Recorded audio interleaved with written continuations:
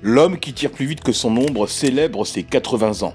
Le personnage, créé par Maurice, en profite pour se refaire une beauté sous les crayons de Mathieu Bonhomme.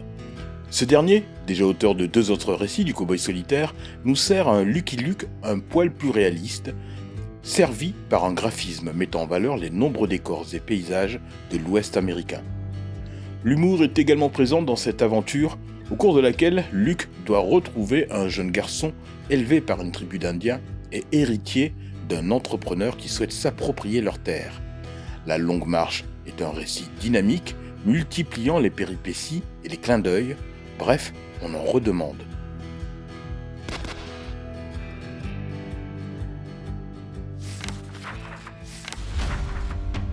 De retour d'une mission suicide, Déter va réclamer sa récompense à son maître dans la tour.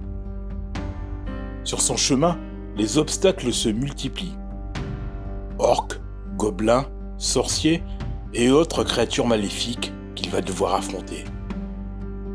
Véritable hommage graphique à Richard Corben et Frank Frazetta, Déter est un album de dark fantasy magnifié par le trait puissant et précis d'Amory Bangden, à lire absolument.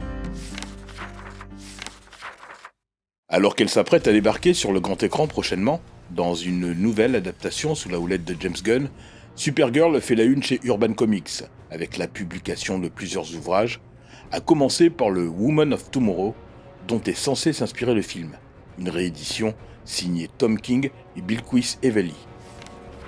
Il y a aussi le tome 1 du Supergirl de Sophie Campbell, dans lequel Kara Zor-El est confrontée à une autre super-fille, rien que ça. Et enfin, pour les amateurs de toutous tout mignons, il y a Crypto, le dernier chien de Krypton. Ryan North et Mike Norton reviennent sur les origines du super chien, de son arrivée sur Terre à la découverte de ses pouvoirs. Bref, il en faut pour tout le monde, non ?